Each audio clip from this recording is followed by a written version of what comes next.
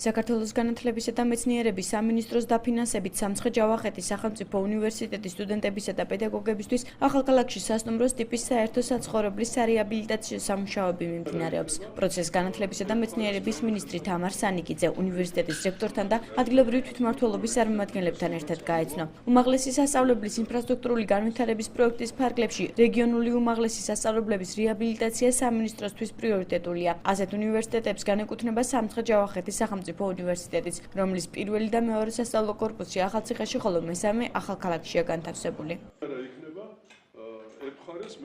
სტუდენტური საერთო საცხოვრებლის მშენებლობა ინტენსიურად მიმდინარეობს. სექტემბრისთვის დაგეგმილია, რომ სამუშაოები დამთავრდება და უკვე მზად იქნება იმისათვის, რომ სტუდენტებმა ისარგებლონ ამ ინფრასტრუქტურით. ძალიან მნიშვნელოვანია ამ რეგიონისთვის, რადგანაც ეს უნივერსიტეტი მთელ რეგიონს ემსახურება და გადაუდებელ საჭიროებას წარმოადგენდა ნამდვილად საერთო საცხოვრებლის მშენებლობა. გათვალისწინებულია ასევე შენობა ნაგებობაში პროფესორ მასწავლებლებისთვის ადგილსამყოფელი და სამუშაო ადგილი, რაც ასევე მნიშვნელოვანია, იმიტომ რომ ეს შესაძლებლობას მოგცემს უკვე, რომ გრძელვადიანად მოვავლინოთ აქ ის პროფესორ მასწავლებლები, რომლის დეფიციტით შეიძლება აქ არსებობდეს, ასევე მოვიწვიოთ საერთაშორისო დონის ექსპერტები და პროფესორ მასწავლებლები, რომლებიც ხანგრძლივად შეძლებენ აქ გაჩერებას და თავიანთი, ასე ვთქვათ, დახმარების გაწევას ადგილობრივი რეგიონალური უნივერსიტეტისთვის, რაც მე ვფიქრობ, რომ ძალიან მნიშვნელოვანია. ჩვენთვის ძალიან მნიშვნელოვანი დღე იყო დღეს.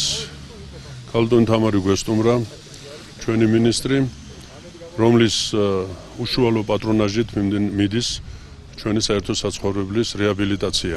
კარგად შრომობენ ჩვენი მშენებლები, დარწმუნებული ვარ, რომ სექტემბერში ჩვენი სტუდენტები საერთო საცხოვრებელში შევლენ უკვე 1 სექტემბრიდან. ჩვენ მზად ვიქნებით იმისთვის, რომ მივიღოთ 200 სტუდენტი. ეს ძალიან მნიშვნელოვანი მოვლენაა. არა მარტო ვთქვათ ჩვენი უნივერსიტეტის, სამცხე-ჯავახეთის სახელმწიფო უნივერსიტეტის ცხოვრებაში, საერთოდ ჯავახეთის ცხოვრებაში არის მნიშვნელოვანი მოვლენა.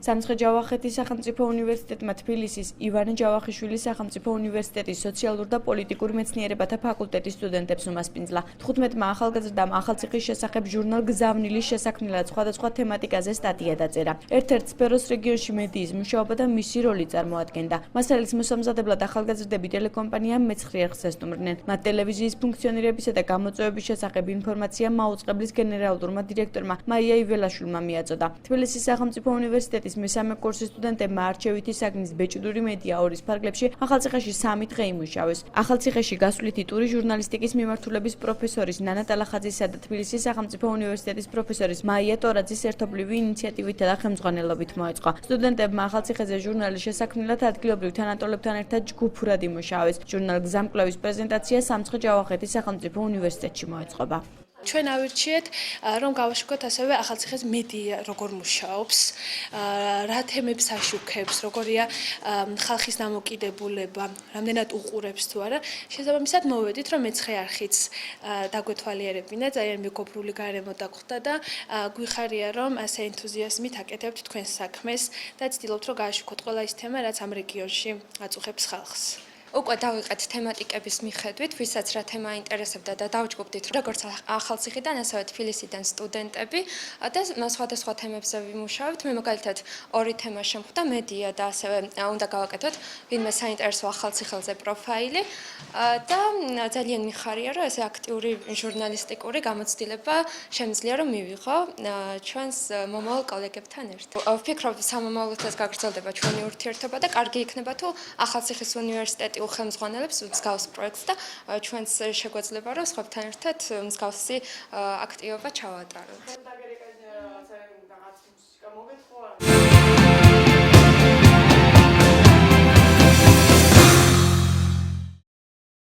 სამცხე-ჯავახეთის სახელმწიფო უნივერსიტეტში მეორე შუალედური გამოცდები მიმდინარეობს. სტუდენტები საკუთარ შესაძლებლობებს საგნის პროფესორ მასწავლებლებთან წარმოაჩენენ. ისევე როგორც პირველი შუალედური გამოცდის დროს ახალგაზრდები ამჯერადად საგნის სპეციფიკიდან გამომდინარე სხვადასხვა მოთხოვნების შესაბამისად შეფასდებიან. რის შემდეგაც ისინი უკვე საბოლოო, ანუ დასკვნითი გამოცდისთვის მოემზადებიან.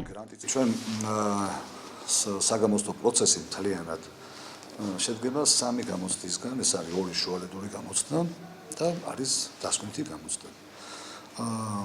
დასკვნითი გამოცდა ძირითადში უკვე ორგანიზებული არის საგამოცდო ცენტრის მიერ.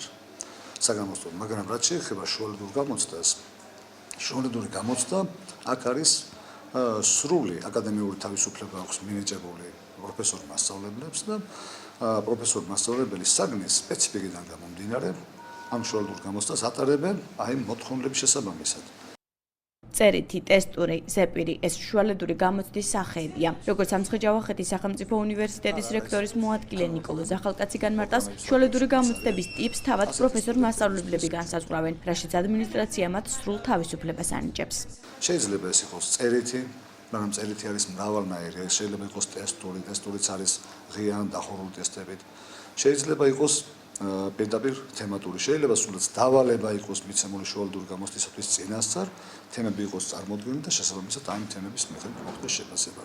ასევე აქ განსაკუთრებით ენებში არის შესაძლებელი, რომ შუალედური გამოცდები მოხდეს, ჩატარდეს ჩვეულებრივად, აი როგორც ზეპირი, მოსმენა, რასაც ითვალისწინებს აი ენების სწავლა. ასე რომ შუალედურ გამოცდებს ძირითადად უფრო პროფესორ მასწავლებლები ატარებენ. სამცხე-ჯავახეთის სახელმწიფო უნივერსიტეტში შუალედური გამოცდისგან განსხვავებულად მიმდინარეობს დასკვნითი გამოცდა. ამ შემთხვევაში საგანს არა პროფესორ მასწავლებლები, არამედ საგამოცდო ცენტრი იბარებს. ხშირად დასკვნითი გამოცდა ელექტრონულად უნივერსიტეტის მიერ შექმნილი სპეციალური პროგრამის საშუალებით ვარდება. ადმინისტრაციაში ამბობენ, რომ სამივე ტიპის გამოცდის მეშვეობით არა მხოლოდ სტუდენტების ცოდნა, არამედ უნარ-ჩვევებიც ფასდება. დასკვნითი გამოცდა ძირითადში ორგანიზებული არის საგამოცდო ცენტრის მიერ, როგორც აღნიშნე, და აქ ტარდება თითქმის 70% გამოცდების არის ელექტრონული, ანუ კომპიუტერზე ტარდება და დანარჩენი გამოცდები ტარდება ძირითადში წერილობით. ზეპირი გამოცდა ძალიან ცოტა არის აქ, ესეთი განსაკუთრებული საგნები არის და ეს განსაკუთრებული საგნებში არის მხოლოდ დარჩენილი ზეპირი გამოცდა, რამდენიმე საგანია ასეთი. გამომდინარე საგნის სპეციფიკიდან, ჩვენ ყველანაირად ვცდილობთ ახლა სტუდენტის ცოდნა მხოლოდ ფაქტობრივი ცოდნით არ შეფასდეს. აუცილებელი არის რომ შეფასდეს სტუდენტის უნარებიც. ამიტომ ეს ელექტრონული გამოცდა იქნება, ტესტირებული გამოცდა იქნება, თუ ზეპირი გამოცდა იქნება, აუცილებლად უნდა იყოს ჩადებული შიგ ისეთი კითხვები და ისეთი ვთქვათ საკითხები, რომელიც სწორედ გამოავლენს სტუდენტის უნარებს. სამცხე-ჯავახეთის სახელმწიფო უნივერსიტეტში პირველი შუალედური გამოცდები აპრილის თვეში მიმდინარეობდა. მისი შედეგები უკვე ცნობილია. უმაღლეს საგანმანათლებლო დაწესებულებაში განმარტავენ, რომ პროცესმა წარმატებით ჩაიარა და სტუდენტთა ქულებიც ამ ეტაპისთვის დამაკმაყოფილებელია. ჩვენ სტუდენტ თავისთავად ცხადია, გამოცდებზე ყველა ფრიაცვენ მიიღებს. აქ როცა ჩვენ დავიანგარიშეთ, აი თითქმის დაახლოებით აი 10% არის შეფასება, ანუ ეს არის 91-დან 100-მდის ქულების რაოდენობაზე გამოხილებული ყურადღება, შეფასება, ხოლო რაც შეეხება დაახლოებით არის 25-დან 30%-მდე არის C შეფასება და დანარჩენი არის, ვთქვათ, ან დაბალი, ან და ასევე, რა თქმა უნდა, არის გამოცდებზე შეფასებები, უარყოფით შეფასებაც, F-ი ან F შეფასებებიც არის. ეხლა ჩვენ საგამოცდო პროცესი ასეთნაირად ვარ დაგეგმილი ხოლმე არის ძირითადი ვადა და არის დამატებითი ვადა. ძირითად ვადაში ძირითადად ცხადდება ის ცხადდებიან სტუდენტები, ვინც შესაბამისი სწავლის საფასური გადაიხადა გამოცდების დაწყებამდე. თუ გამოცდების დაწყებამდე არ ქონდა სწავლის საფასური დახურული არ ქონდა თავისი ფინანსური დავალიანება, მაშინ ასეთ შემთხვევაში უკვე უჩერდება სტუდენტის სტატუსი და ამიტომაც თუ ვთქვათ დამატებით ვადებამდე სტუდენტი კიდევ შეძლებს ამ ფინანსური დავალიანების დაფარვას, დამატებით ვადებში შემდგომ შეუძლია გავიდეს და ჩააბაროს. ასე რომ დამატებით ვადებში გამოდიან ის სტუდენტები, ვინც აღდგენილი იქნა ამ დავალიანების დაფარვის შემდეგ, ფინანსური დავალიანების დაფარვის შემდეგ და ასევე ის სტუდენტები, ვინც მიიღო პირველ გამოცდებში F-ის შეფასება. და საბოლოო შედეგები შემდგომ უკვე მთლიანად პირველი გამოცდისას და დამატებითი გამოცდების შედეგები საბოლოოდ მე ერთიანად ჯამდება. ახლა ჩვენ სწორედ აი ესეთი გამოკითხვა და შესაბამისი შეფასებები გავაკეთეთ აი მეორე უკვე დამატებითი გამოცდის დამთავრების შემდეგ. აი შედეგები სწორედ აი ამ დამატებითი გამოცდის შემდეგ მივიღეთ. კარგი არის. გარდა საკამათო სისტემისა, სასწავლო ნაწილის მიმართულებით უნივერსიტეტის რექტორის მოადგილე სტიპენდიების შესახებაც საუბრობს. ნიკოლოზ ახალკაცის თქმით, უმაღლეს საგანმანათლებლო დაწესებულებაში 3 სახის სტიპენდია მომქმედებს: საუნივერსიტეტო, სახელმწიფო და სპეციალური გრიგოლ ხანძთელის სახელობის. ამ უკანასკნელს გამორჩეული სტუდენტი იღებს, რომელიც რამდენიმე კრიტერიუმით ფასდება. ამ ეტაპზე უნივერსიტეტს სულ 103 სტიპენდიანტი ჰყავს. სტიპენდიები მოგეხსენებათ სახელმწიფოსაგან არის დაწესებული ეგრეთ წოდებული სახელმწიფო სტიპენდია, რომელიც 150 ლარის ოდენობით არის და ეს გაიცემა ასეთი წესით სასწავლებლებზე, სახელმწიფო სასწავლებლებს, სახელმწიფო აძლევს ბაკალავრიატში სტუდენტების რაოდენობის შესაბამისად. ანუ ბაკალავრის სტუდენტების რაოდენობა რაც არის, იმის 4% ფინანსდება სახელმწიფოსაგან და ჩვენ შესაბამისად მივიღეთ წელს 40 ადგილი სახელმწიფო სტიპენდიანტისათვის. ჩვენ ასევე გვაქვს 62 ადგილი ადგილობრივი სტიპენდიისათვის და წელს სიახლე გვაქვს ამ სტიპენდიებში. სტიპენდია ჩვენ უნივერსიტეტის მიერ იქნა დაარსებული გრიგოლ ხანძთელის სახელობის სტიპენდია, ეს ჩვენი ადგილობრივი საუნივერსიტეტო სტიპენდია, რომელიც 200 ლარის ოდენობით განესაზღვრება და ჩვენ გამოვავლინეთ. ხო, არა, ეს უკვე რა არის? ეს უკვე ჩვენი უნივერსიტეტის სტიპენდია. ეს არის ჩვენი საუნივერსიტეტო სტიპენდია, რომელიც ყველაზე გამორჩეულ სტუდენტს ეძლევა. ჩვენ შესაბამისი კრიტერიუმებით გავეცით ეს სტიპენდია.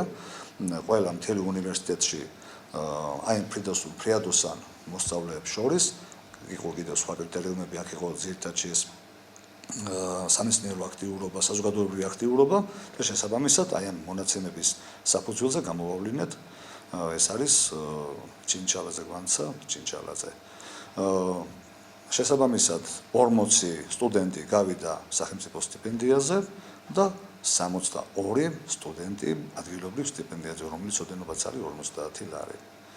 ასე რომ მთლიანობაში ჩვენ გვყავს ახლა 103 სტიპენდიანტი.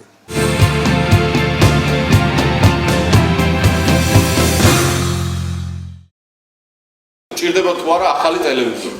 ახალი ტელევიზორი არ ჭირდებათ. ანუ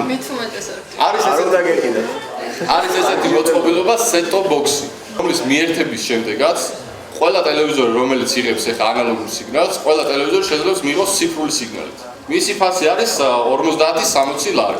დღესახის ცვლილებები ელოდება მოსახლეობას 2015 წლის 17 ივნისიდან, მას შემდეგ რაც საქართველოს ციფრულ მაუწყებლობაზე გადავა. ამის შესახებ სამცხე-ჯავახეთის სახელმწიფო უნივერსიტეტში შეხვედრა გაიმართა. საქართველოს კომუნიკაციების ეროვნულ კომისიასთან მოქმედმა მომხმარებელთა ინტერესების საზოგადოებრივი დამცველი სამსახურმა სტუდენტებსა და პროფესორ მასწავლებლებს სიახლეები გააცნო. მათი თქმით, მოსახლეობა არასაკმარისად არის ინფორმირებული ციფრული მაუწყებლობის შესახებ, რადგან მათი უმრავლესობა ფიქრობს, რომ ტელევიზორები, რომლითაც აქამდე სარგებლობდნენ, აღარ გამოდგება და საჭიროა ახალი შეიძინონ. საზოგადოების ინფორმირების კუთხით დავდივარ ზუსტად ჩვენ სხვადასხვა დიდ ქალაქებში, ახალციხეში ვართ უკვე მესამე თუ მეოთხე ქალაქია, სადაც მოსახლეობას შევხვდით და გავაცანით რა პრობლემები შეიძლება მოყვეს ამ ციფრულზე გადასვლასთან, როგორ უნდა შეხვდნენ ამ 17 ივნის მომზადებულები, ანუ ინფორმაციის კუთხით ჩვენი სამსახური დადის სხვადასხვა ქალაქებში და აცნობს მოსახლეობას. ასევე არის ტელევიზიებში განთავსებული სარეკლამო რგოლები, რომლის საშუალებითაც შეუძლიათ, რომ გაიგოს მოსახლეობამ აღნიშნული ინფორმაცია. არსებობს ასევე ციფრული მაუწყებლობის სააგენტოს ცხელი ხაზი, სადაც შეუძლიათ დარეკონ და მიიღონ ნებისმიერი ინფორმაცია ციფრულზე გადასვლასთან დაკავშირებით. გარდა ანალოგური სიგნალიდან ციფრულ მაუწყებლობაზე გადასვლისა სტუმრებმა სატელეკომუნიკაციო სივრცეში არსებულ პრობლემებზეც ისაუბრეს. მათი თქმით, ამ კუთხით არსებული პრეტენზიებისა და საჩივრების შემთხვევაში შეუძლიათ საქართველოს კომუნიკაციების ეროვნულ კომისიასთან მოქმედ მომხმარებელთა ინტერესების საზოგადოებრივი დამცველის სამსახურს მიმართონ.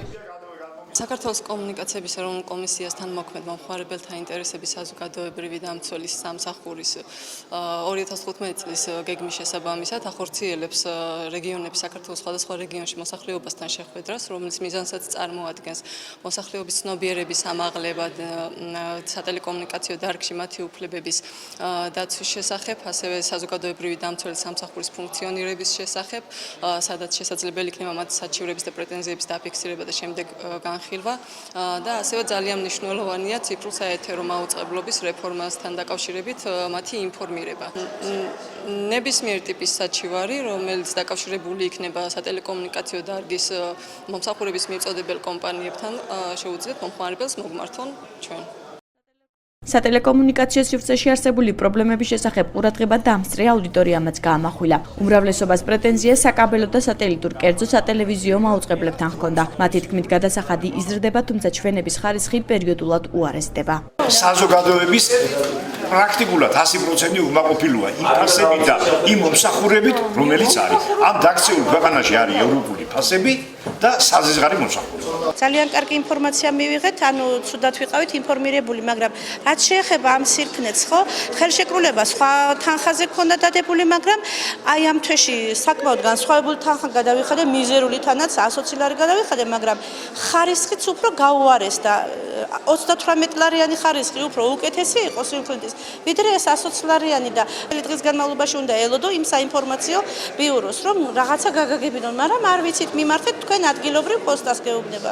ციფრული მაუწყებლობის შესახებ ინფორმირებისა და სატელეკომუნიკაციო სფეროში მოსახლეობის მხრიდან არსებული პრეტენზიების შესახებ საქართველოს კომუნიკაციების ეროვნულ კომისიასთან მოქმედი მომხმარებელთა ინტერესების საზოგადოებრივი დამცველი სამსახური შეხვედრებს მთელი ქვეყნის მასშტაბით მართავს. მსგავსი ტიპის ღონისძიება უკვე განხორციელდა გორში, ბათუმსა და თელავში.